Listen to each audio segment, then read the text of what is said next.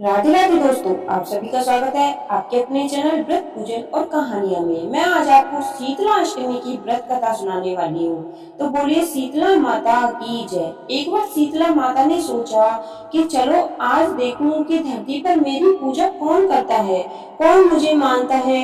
यही सोचकर शीतला माता धरती पर राजस्थान के डूंगरी गांव में आई और देखा कि इस गांव में मेरा मंदिर नहीं है और ना ही मेरी पूजा होती है। माता शीतला गांव की गलियों में घूम रही थी। तभी एक मकान के ऊपर किसी ने चावल का उबलता हुआ मांड नीचे फेंक दिया। वह उबलता पानी शीतला माता के ऊपर गिरा, जिसे शीतला माता के शरीर में फपोले यानी कि छाले पड़ गए। शीतला माता के पूरे शरीर में जलन होने लगी। शीतला माता गांव में इधर उधर भाग भाग के चिल्लाने लगी, अरे जल गई रे, मेरा शरीर तप रहा है, जल रहा है, कोई मेरी सहायता करो। लेकिन उस गांव में किसी ने शीतला माता की सहायता नहीं की।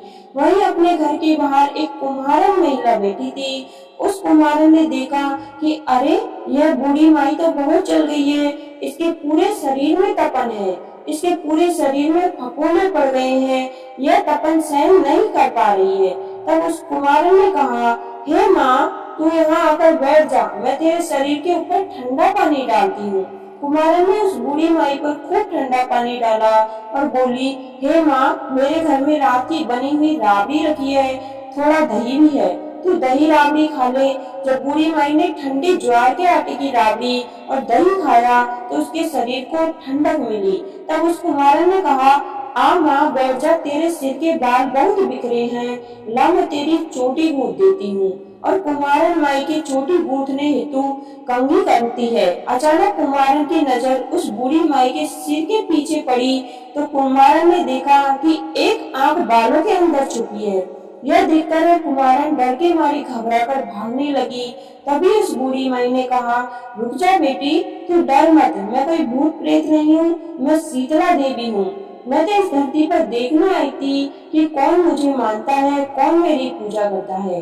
इतना कहकर माता चार भुजा वाली हीरे जवाहरात के आभूषण पहने, सिर पर स्वर्ण मुकुट धारण किए अपनी असली रूप में प्रकट हो गई।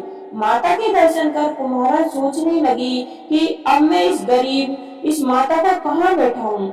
इस माता बोली, हे बेटी, तू किस सोच में पड़ गई है। तब उस कुमारा ने हाथ जोड़कर आंखों में आंसू बहते हुए कहा, हे माँ, मेरे घर में तो चारों तरफ दरिद्रता बिखरी हुई है, मैं आपको कहाँ बैठाऊं। मेरे घर में तो ना चौकी है, ना बैठने का आसन है। तब शीतला माता प्रसन्न होकर उस कुम्हारन के घर पर खड़े हुए गधे पर जाकर बैठ गई। हाथ में झाड़ू, दूसरे एक हाथ में डंडिया लेकर उस कुम्हारन के घर की दरिद्रता को झाड़कर डंडिया में भरकर फेंक दिया। उस कुम्हारन से कहा, हे बेटी, मैं तेरी सच्ची भक्ति से प्रसन्न हूँ, अब तुझे जो भी चाहिए मुझे वरदान में मांग लो। तब कुम्हारन ने हाथ जोड़कर कहा, हे माता, मेरी इच्छा है अब आप इसी डूंगरी गांव में स्थापित होकर यहीं निवास करें। और जिस प्रकार आपने मेरे घर की दरिद्रता को अपनी झाड़ू से साफ कर दिया, ऐसे ही आपको जो भी भक्त होली के बाद की सप्तमी को भक्ति भाव से पूजा कर अष्टमी के दिन आपको ठंडा जल, दही व बासी ठंडा भोजन चढ़ाए, उसके घर की दरिद्रता को दूर करना और उसकी पूजा करने वाली महिला का अखंड सुहाग रखना, उसकी गोद हमेशा भरी रखना।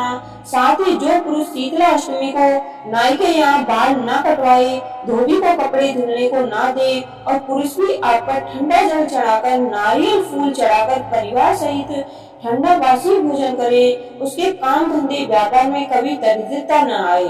तब माँ बोली, तथास्तु, हे बेटी, जो तूने वरदान मांगे हैं मैं सब तुझे देती हूँ।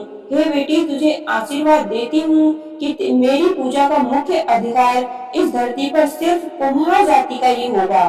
तभी उसी दिन से डूंगरी गांव में शीतला माता स्थापित हो गई और उस गांव का नाम हो गया सील की डूंगरी। सील की डूंगरी भारत का एक मात्र मुख्य मंदिर है। शीतला सप्तमी के दिन यहाँ पर बहुत विशाल मेला लगता है। तो बोलिए शीतला माता की जय। कहानी सुनने वाले और सुनाने वाले सभी का भला हो, आपकी सभी मनोकामनाएं पूर्ण हो। अगर आपको यह व्रत कथा अच्छी लगी हो तो आपके अपने चैनल को सब्सक्राइब करें। धन्यवाद, आपका दिन शुभ हो।